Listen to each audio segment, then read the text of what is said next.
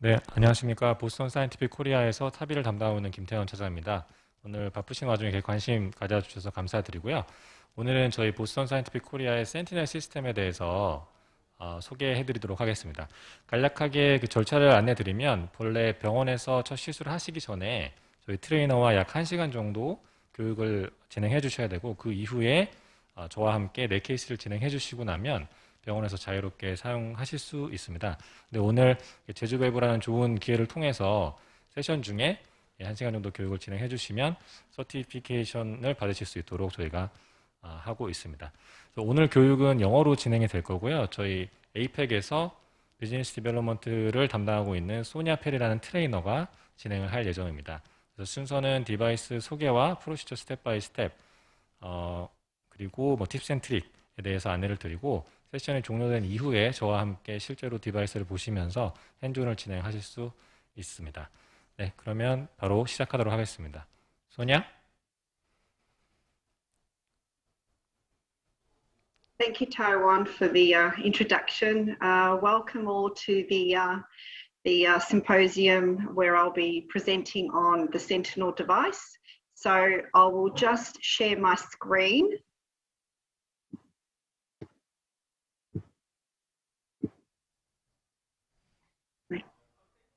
Okay, and just let me know if you can see that okay. Can you see that okay?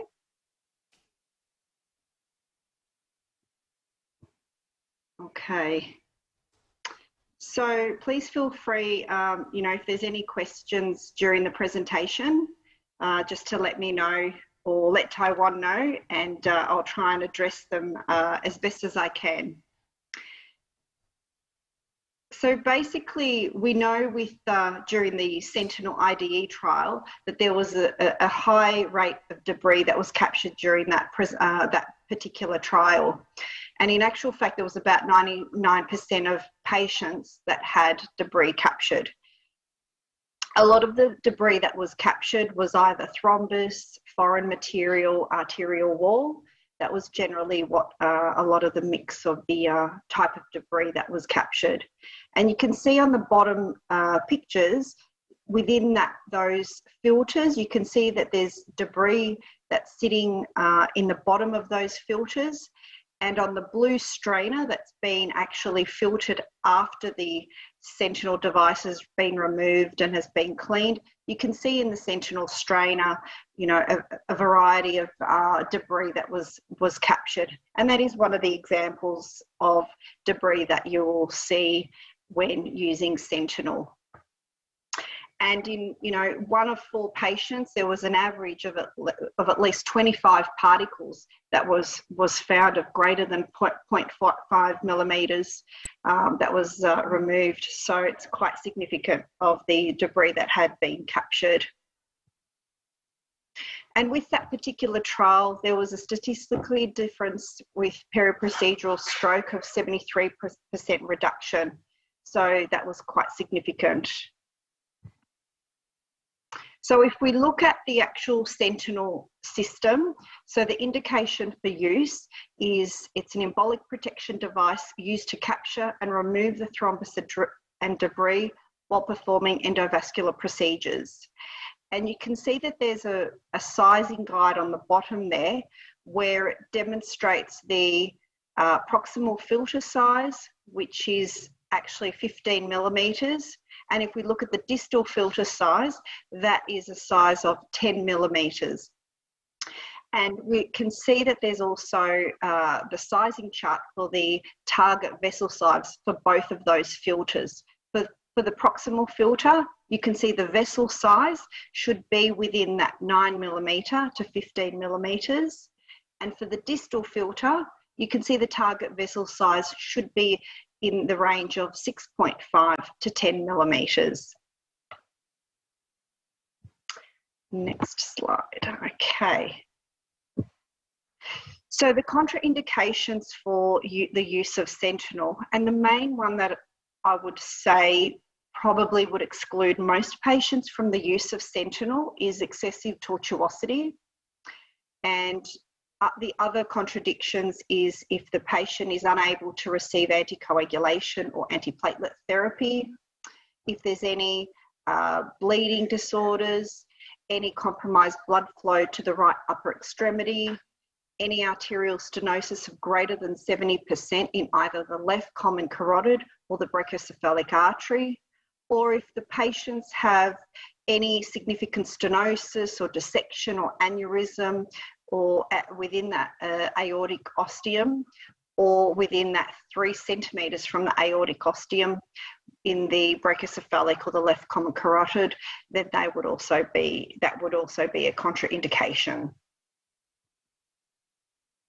So some of the precautions when using the Sentinel device is it's really important not to bend or reshape the articulating sheath, which is a portion of the system, which I will show you shortly what that part of that system looks like.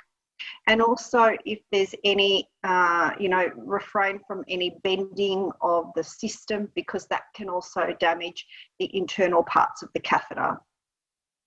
And obviously, as with any product, to ensure that if there's any integrity of the device or the product that's been damaged or compromised, then not to use that product. It's obviously a one single use system to be used, and not to re-sterilise or reuse on another patient or in another vessel. Then obviously there's the potential complications is access site complications or injury, bleeding, death, dissection. There's a whole list there, as there is with any intervention that we do. So if we actually look at the device overview, so it is a dual filter protection device that's designed to capture and remove debris that's been dislodged during the TAVI procedure. It's designed for the right radial access, and it's one size, so it doesn't come in different sizes. And generally speaking, this device will fit most anatomies. Around that 90% range of patients should be suitable for this particular device. It's a 6 French system, and it has a deployable proximal and distal filter. It has an articulating sheath, as I mentioned earlier, and it also has a quite intuitive handle that will be able to demonstrate what that looks like. The proximal filter is designed to be positioned in the brachiocephalic artery, and the distal filter is designed to be positioned in the left common carotid artery. The 2 filters are both made out of polyurethane material with a pore size of approximately 140 microns. And you can see here again, we've got that sizing guide, the chart there. But you can see on this picture on the bottom that the actual full device length is approximately 148 centimetres in length, and the working length is about 95 centimetres. And so with this system, it is recommended that you use a coronary guide wire of a 0.014 inch with an extra support and a minimum length of 180 centimetres. So this is what the Sentinel device looks like, and this particular picture is obviously showing the filters that are opened. So if I go through each of the components, and I'll start with the distal filter and then I'll work my way back. So the distal filter is at the end, so it's at the tip end, and that filter sits in the left common carotid. We have the articulating sheath, which I referred to earlier, which is that blue sheath. It's about 4 centimetres in length, and that articulating sheath has the ability to provide different curves to be able to access the anatomy, obviously particularly with the when trying to engage into the left common carotid. Then if you work back from that, you'll see the proximal filter, which is designed to sit in the brachiocephalic artery, as I mentioned earlier. Then there's the grey sheath, which is the proximal sheath. And if you then follow back towards the handle, you see that the handle comes in two sections. So there's a front handle and a rear handle. So if we focus on the front handle first, the front handle is designed to control the proximal filter. And you can see that there's a slider on the top of that image with the number 1 on it. And if you slide that number 1 backwards or forwards, that will essentially open and close the proximal filter. So you can see that the proximal filter slider is pushed right back, and you can see that that has opened the proximal filter. Then on that front handle, you can see that there's a flush port and there's a front handle lock. So that's the front part of the handle. Then if we look at the rear part of the handle, that consists of two different components. So you can see that there's a blue knob with the number 2 on it. And if you just rotate that knob in the direction of the arrows, so away from you, that would create a curve on the articulating sheath.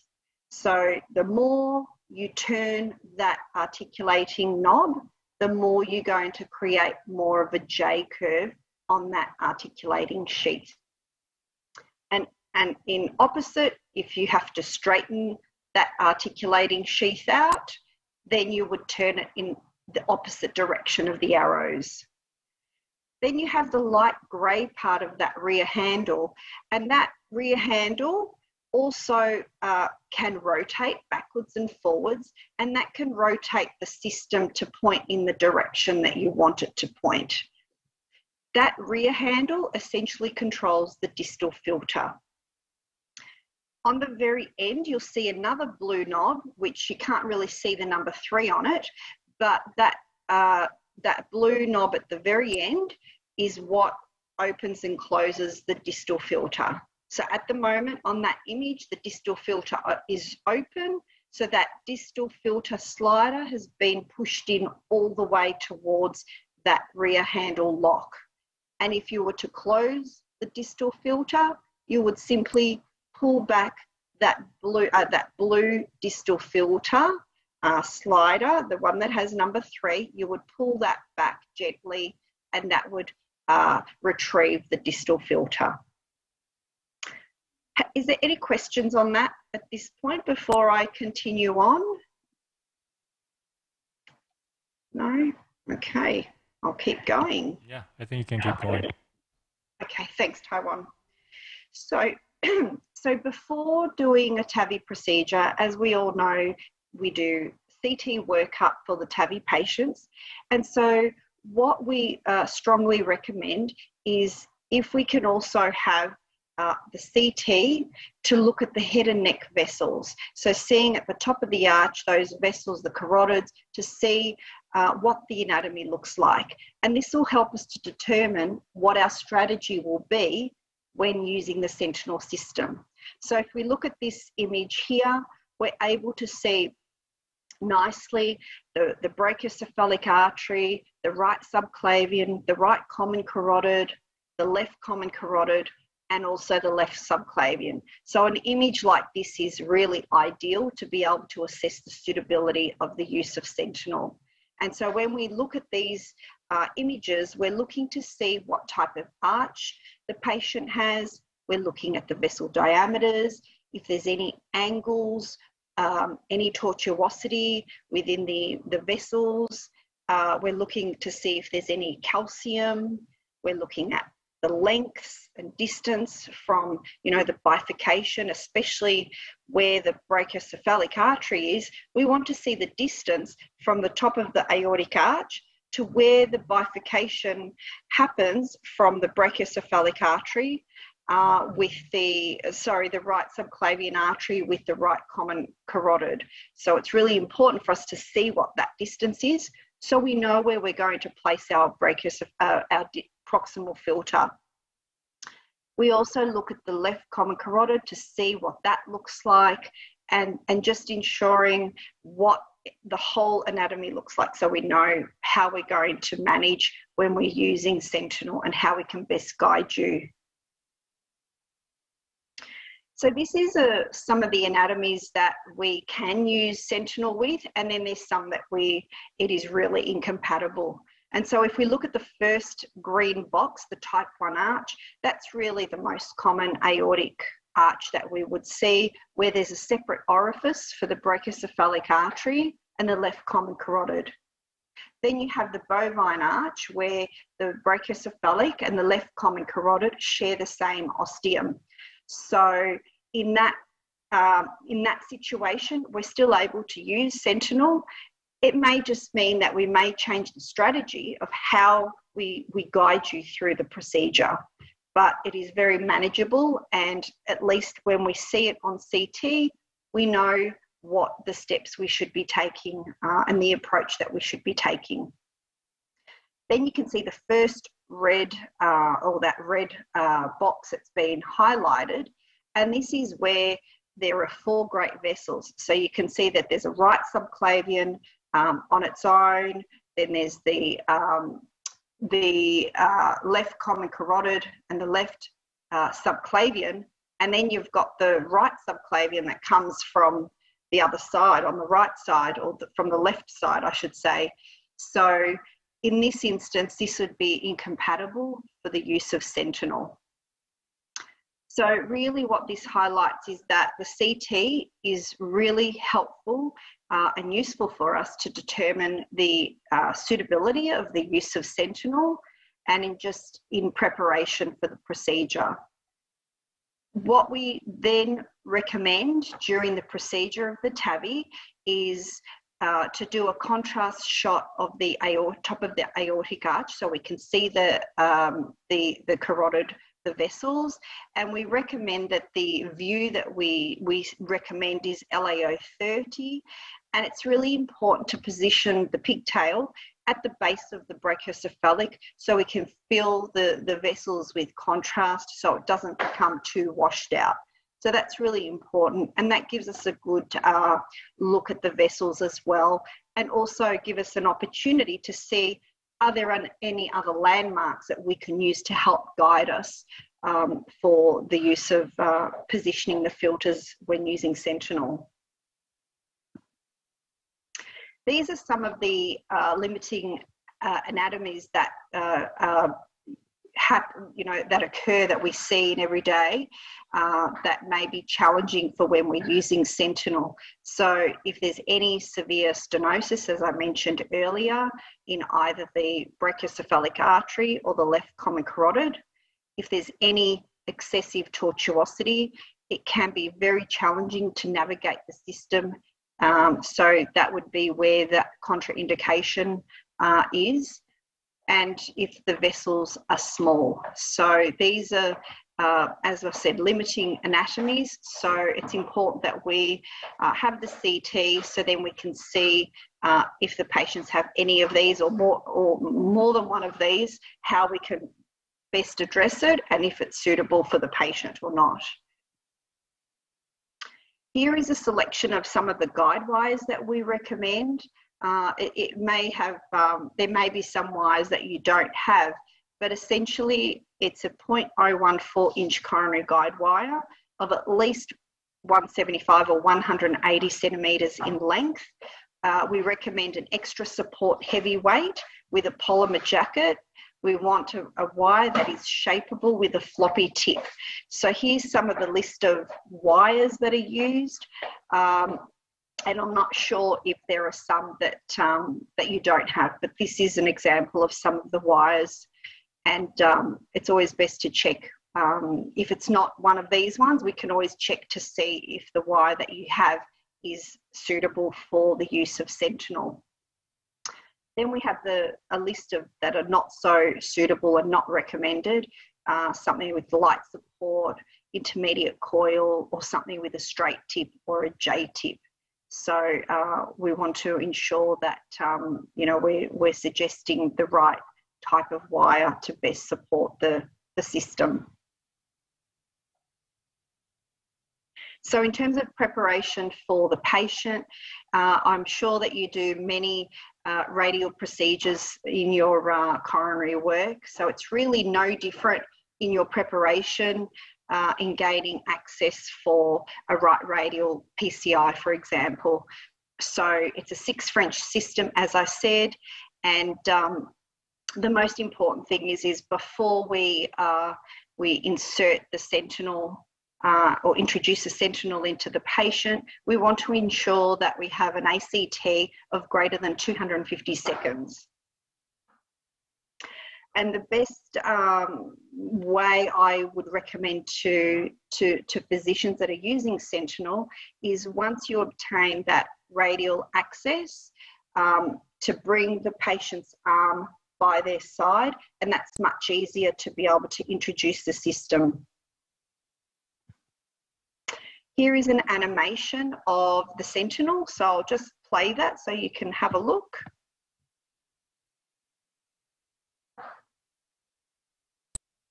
You can see the slider opening up the filter, creating a J curve, and then wiring up the left common carotid, and then advancing the distal filter, then doing your TAVI procedure. And then once it's finished, then you retrieve the system by simply going in the opposite steps. Okay, so the keys for success when using Sentinel is that the system is quite sensitive, I'll say. So it's important when we're turning the knobs or the handle to do little turns and just to let that turn translate to the end of the catheter. So just to do little turns and just give it a second just to let that energy translate through to the end of the catheter, to the system. So you're not over torquing the system. By doing your turns too quickly, it can create more tension into the system as well. So it can actually make it a little bit more challenging if you're turning it too much. Ensuring that, you know, there's no resistance. If you're feeling any resistance, to let us know, to stop so we can assess why that is the case, and then we can try and guide you as best as we can. So as I mentioned earlier, the handle is very intuitive, and when you have a look at it, you'll be able to see that there's numbers, which I mentioned briefly earlier, that there's numbers 1, 2, and 3. And essentially that is the order that you're going to be doing or using during the Sentinel when deploying it. So it's essentially using number 1, number 2, number 3. Once you've done your TAVI procedure, you're essentially going to do the opposite for when you want to retrieve the system and remove it from the patient. You'll be going 3, 2, 1. So it's very, very intuitive. In the IDE trial, the average median time for deployment of both filters was approximately about 4 minutes to place. And in some instances, it can be 90 seconds, and sometimes it can be a little bit more challenging, especially with the left common carotid. It can be a bit tricky sometimes. So, but on average, it was about 4 minutes. In about 5.6% of patients, only the proximal filter was deployed and not having both proximal and distal filter deployed. And that was really due to anatomy, so that anatomy might not have been suitable to deploy the distal filter, so they elected just to do the proximal filter to give some coverage to the patient.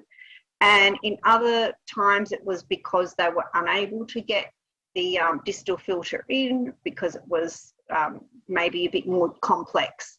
But you know, with the use of Sentinel, we know that having the proximal filter, placing the proximal filter in the brachiocephalic will give you, you know, 50% of coverage.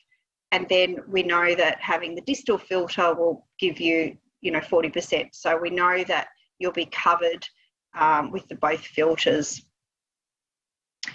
while the Sentinel device is in, avoid reversing the heparin. So first remove the Sentinel, then you can reverse the heparin. So this is just showing you some diagrams just about inserting the Sentinel in through the 6 French sheath. And you can see the tip and the wires ahead there, you can see. And we have on the far right-hand panel, you can see that there's the pigtail catheter that's there to be used as a landmark. So it's good to have that positioned where the brachiocephalic artery would be, just to give you a landmark. But then obviously we would need to move that pigtail back so we don't get it caught within the Sentinel system. But it's good to have a landmark so you know where to place the Sentinel or the proximal filter. And here we're looking at the target zones of where we would place the proximal and distal filter. So you can see the proximal filter, we generally say to deploy or position that filter around the 1.5 to 2 centimetres from the ostium, around that position. And then obviously with the distal, that would be, you know, anywhere from about 3 centimetres. But really it's important when we're deploying the filters that we're deploying it in a straight part of the vessel, so it's not on any bend or anything like that, to ensure that we get good apposition of the vessel.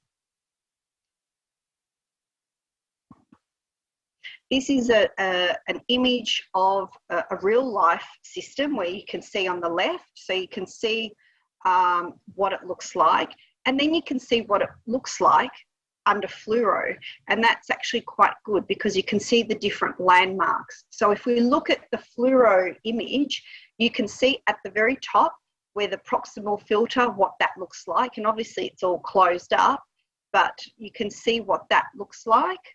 And then if you move down, you can see that there's a marker band where that's the proximal sheath marker. So when you're going to open up the proximal filter, you'll see that proximal sheath marker moving back towards the handle, so the Sentinel device or the proximal filter opens. So you'll see that moving back. If you continue to look down, you can see the distal filter hoops, and they're obviously still closed in that image. And then if you go back further, you can see where the articulating sheath marker is. So you can see where that is there. And obviously then the tip of the Sentinel device. So this is a comparison of the real life device in the air and with under fluoro when it's opened, when the filters are both opened. So if we look, you can see where the proximal sheath marker band is. So because it's opened, as I said earlier, as you're opening the proximal filter, that marker sheath will be coming back. Then you can see the first marker that's sort of sitting in the center of that, where that first hoop is, and that's the proximal marker of that articulating sheath. So it's one end of the proximal, of the articulating sheath. Then if you go towards the tip, you'll see another marker band, and that's the other end of the articulating sheath. And then you can see the distal filter that's opened, the hoop there. And then you can see the actual tip of the Sentinel system. Okay, so I'll just play this so you can have a look what this looks like. And you can see that the proximal filter is being opened. So you can see that sheath coming back. You can see that they're curving with the articulating sheath, and they're turning the rear handle to position or to make the direction of the system point in the right direction. Then they've got access to the left common carotid. They need to wire up a little bit, and then they pull the system back so it's sitting up against the carina. And that's obviously important because we want to ensure that there's no interaction of any of the TAVI device or a balloon that needs to be crossing the arch later in the TAVI procedure. So it's really important when we open up the filters, we're looking to see the shape of the actual filters to see if they're nicely opposed against the vessel wall. So the actual steps for the use of Sentinel is quite simple, really. So the first part is deploying the proximal filter. Then we want to engage or cannulate the left common carotid with the wire. Then we deploy the distal filter. And that's really the three steps of what we try to achieve when using Sentinel. So if I play this video, you'll see that we slide the slider number 1 all the way back to open up that proximal filter. So when we insert the system into the patient, we position that proximal filter about 1.5 centimetres to 2 centimetres from the base of the ostium. And then once we're happy with that position, then we slide back number 1 to open up the proximal filter. Now, if it happens that the position of the proximal filter is too low or too high, we can actually retrieve and reposition it up to 2 times. So the next step is, as I said, cannulating the left common carotid. So basically, I'll play this video so you can see. So we're using that knob, that blue knob, to create a bit of a J to then point it in that direction so we can wire up that left common carotid. Sorry, there we go. I'll just play that once more. So you can see that they're turning the blue knob to make that articulating sheath with a bit of a curve. When they think they're in the right direction, they'll advance the guide wire.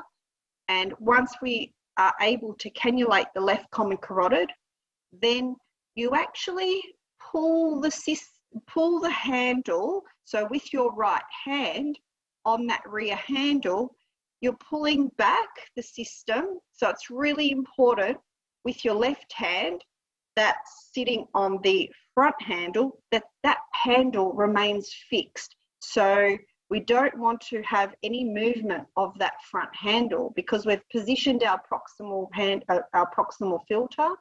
We want to then fix our left hand on the front handle and not let that move. And then with our right hand, we are then manipulating the articulating sheath with that number 2 knob, as you can see there. And once we've wired up successfully with the guide wire to the left common carotid, we then, with our right hand, pull back the rear handle to separate the 2 handles. And what that does is we then pull back the system so it's nice and against the carina, so to avoid any interaction or the system being too low into the top within the aortic arch, to prevent any interaction when we're crossing over with our balloons or with our device.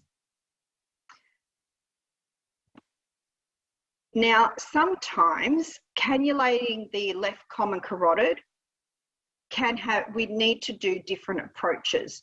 So generally speaking, the most common approach that we do is the retroflex approach, and that's when the system, as we're positioning our proximal filter, our wire and our system will go down towards the ascending aorta. And so we then do the steps as I just sort of showed you. Sometimes what happens, the system wants to go towards the descending aorta. And sometimes even if you try and, pull back the system to try and get it to go down the ascending aorta, because of the anatomy, sometimes it just wants to always go towards the descending aorta.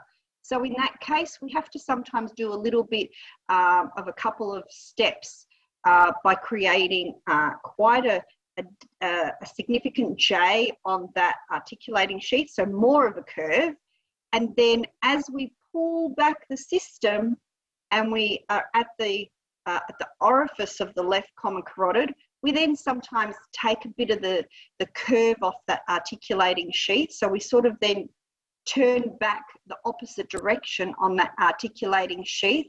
So then the actual system then falls nicely within the left common carotid, and then we advance the wire. But this is something that we would guide you during, if this does occur, we can then guide you through those steps. Then we have the third approach, which is the direct wire into the left common carotid. And so sometimes you may do this, if it's a bovine arch, you may do that depending on the anatomy and the direction that you see the takeoff of what the takeoff of the left common carotid looks like. So in that case, you would, before deploying the proximal filter, you would actually try and wire into the left common carotid first. And then once you've wired into the left common carotid, then you'll slowly open up that proximal filter and then continue the process of opening up the filters. But that would be, again, something that we would look at in the pre-procedural planning and discuss that about the approach that we would recommend. So some of the troubleshooting tips that we would suggest during the cannulating of the LCC is sometimes it's difficult to find. And so we always sort of go with that LAO 30 view, but sometimes we need to adjust that. So it might be more towards a 45-degree angle, or you might have a bit of caudal. So sometimes we need to adjust that view if we're not able to get or find that left common carotid. The other thing is sometimes, there's a lot of tension that may have been built up in the system. So especially when you're doing the articulating with that blue number 2 knob, sometimes it puts a lot of pressure and stress on the system. So sometimes it's difficult to get that LCC as well. And, if the guide wire is damaged, then obviously that would be tricky as well. So it's really important to be careful with the system and not do, push too hard. If there's any resistance, let us know so we can try and see what the cause of that resistance may be, and we can guide you through that. So once you've accessed the left common carotid, the next bit is to deploy the distal filter. So I will play this video, and you can see once you've got the wire in place, all you need to do is push your number 3 slider forward, so you're advancing that distal filter. Now, when sliding that number 3 forward, you want to try and make sure that it's in a nice plane. So you're not sort of bending that that number 3 slider. So it's really important to keep it in a nice one single plane when you're pushing that forward. And I'll just play this video so you can see the deployment of the distal filter here. And you can see that he's pushing forward that number 3 nice and smoothly to deploy that distal filter. And I'll play the other video if it lets me. There it is. You can see that being pushed forward, and you can see that both of those filters have a nice circular plane. So we can see that that's nicely opposed against the vessel wall. Again, the distal filter can be retrieved and repositioned up to 2 times, just like the proximal filter. And as I said, we want to see that the hoops are nicely opposed against the vessel wall, and they're not positioned on any bends or anything like that, because that would make it not sit nicely and give the best protection as possible as well. So here are a couple of examples of when the filters are not opposed against the vessel walls. So you can see the first one, it's not that nice circular, it's certainly not opposed against that vessel wall. The second one, you can see it's quite low, so it's prolapsed down. And the third one, you can see that it's actually on a bend there. So, and there, you know, those three examples are ones that we avoid definitely when we're positioning and opening up the filters. You can see the bottom example. It's a nice elliptical plane of those hoops. So you can see that it's nicely opposed against the vessel wall. It's in a straight part of the vessel. So that's really key as well when we're putting in the filters. Okay, so during the procedure, the order of work that I recommend is that you would get your radial access, get your patient, the access for the patient, and after you've put in the sheath for the TAVI device that you're going to be using and that the patient is then heparinized, then I would say to do the aortogram of the carotids and have a look. Once you've done the carotids, then insert your Sentinel device in, get that in position, and then from there do your 3-cusp view and then continue with your TAVI procedure. If we're going to put in the Sentinel device, we want to try and put it, you know, as soon as we can, so we're protecting the patient as much as possible, you know, before the wire is crossing the aortic valve or anything like that. So that would be the recommended time that I would suggest when using Sentinel to give the patient the most protection possible. And then after the TAVI device has been put in and after you've done your assessment of the patient and are happy with the results and the deployment of the device, and that you don't need to do a post-dilatation, then you can then retrieve the Sentinel device and then reverse the heparin if need be. So you can see on this image that we're making sure we're viewing the top of the arch when traversing with any device or any balloon to ensure that there's no interaction with the Sentinel device. So some of the steps with removing the system, we don't want to remove the system without doing this under fluoroscopy. And basically we just follow the steps of 3, 2, 1, and we will guide you through those steps. So here is a diagram of what that all looks like. So when you're ready to retrieve the system, you're going to advance the wire a little bit. Then you're going to pull back on your number 3 slider to retract the distal filter. Then before straightening that articulating sheath, you want to disengage from the carina. So with your rear handle, you're going to push it forward towards the front handle a little bit, so you're disengaged. Then you go to your number 2 knob, straighten that articulating sheath. Then you're going to push the rear handle all the way to the front handle, so there's no gap in between the front or the rear handle. Then you're going to slide number 1 forward to close the proximal filter, and then you retrieve the whole system with the wire. And as you retrieve the system, you want to also ensure that you're holding number 1 slider closed, so in that forward position, with your thumb as you're retrieving it. And that's just to avoid that proximal filter, that sheath, accidentally opening up as you're pulling back or retrieving the system. So you just want to hold that number 1 slider forward as you're removing the system from the patient. And here is just some fluoro of each of the steps for retrieval. So, oh, sorry, just go back to that. So you can see that they're pulling back on number 3 to close the distal filter.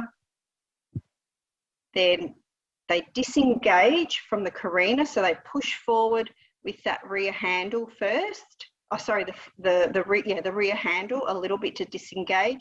Then they turn that blue articulating sheath in the opposite direction to straighten that. Once they've got that straight, they then push forward with that rear handle to close the space between the front and the rear handle. And then with the third step, they close the proximal filter with that slider number 1, and then hold that in place forward so it doesn't accidentally open when you're retrieving the system. And this is just an image of where we cut the system after it's taken out from the patient. We then take it to the sterile trolley and we then cut it in certain places so we can then clean it and then do the filtering of the filters to see if there's any debris.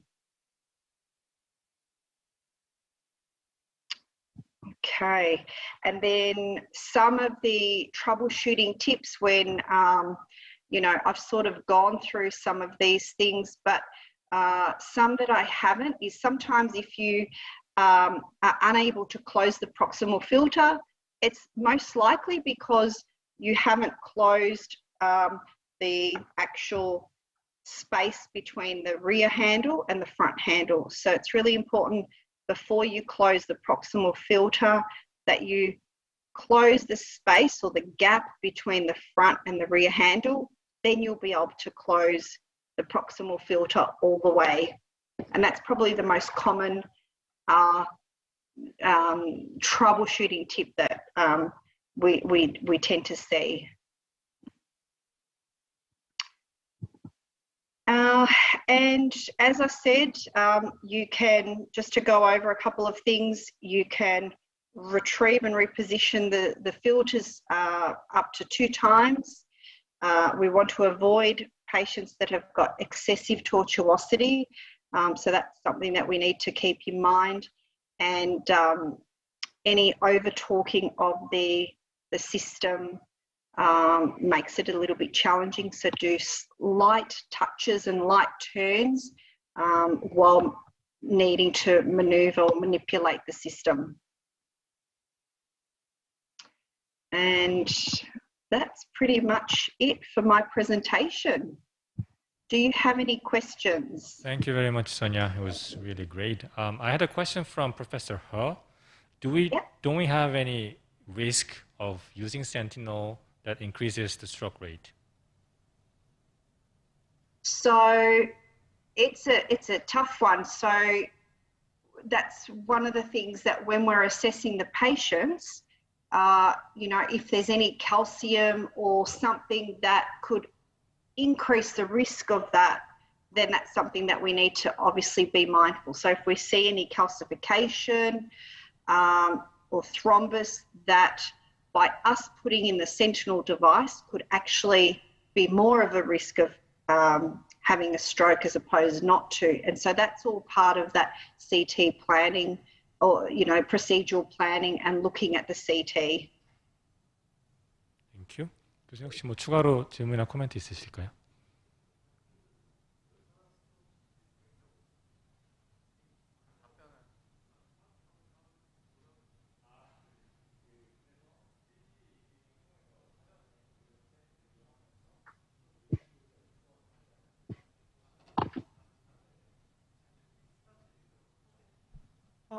How many stroke in Sentinel during Sentinel Filter device?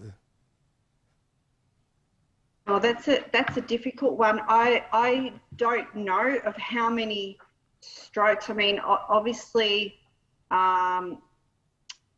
there's obviously the peri-procedural period, and then obviously there's after. So I don't know the amount of peri-procedural strokes. That's when the Sentinel device has been in. So I'm not sure of that to answer that question. It's a difficult one. Yeah. Okay, Sonia, I think that's pretty much it. Thank you. Yeah.